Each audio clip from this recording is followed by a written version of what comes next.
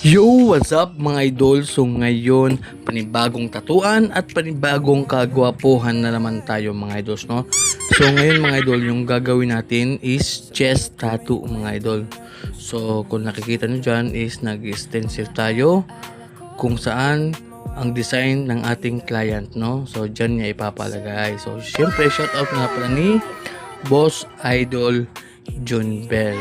So grabe mga idol. So medyo matas-taas din yung ating pahinga, no? Kasi nga medyo matumal talaga ang client ngayon mga idol. Siguro mga idol sa kasi basta yun na yun.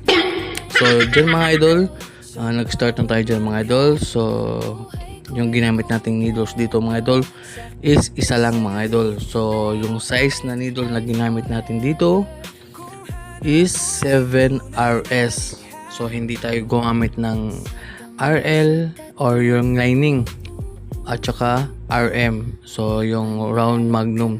So yung pang shading natin. So hindi tayo gumamit. Yung ginamit natin RS, 7RS.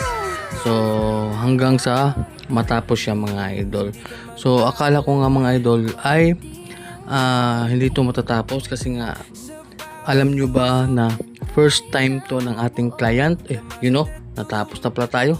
So ito yung aming final result mga idol. So after ng 2 hours of pain mga idol. So 2 oras na tatuan. So talagang hindi nasaktan si dyan, si Boss Idol John Bell. Napaka-astig mga idol. So yun nga, natapos niya at first ink nito mga idol. So congratulations Idol John Bell. So salamat sa tiwala idol. At syempre sa gusto mo magpa-tattoo dyan, so PM nyo lang ako. Okay.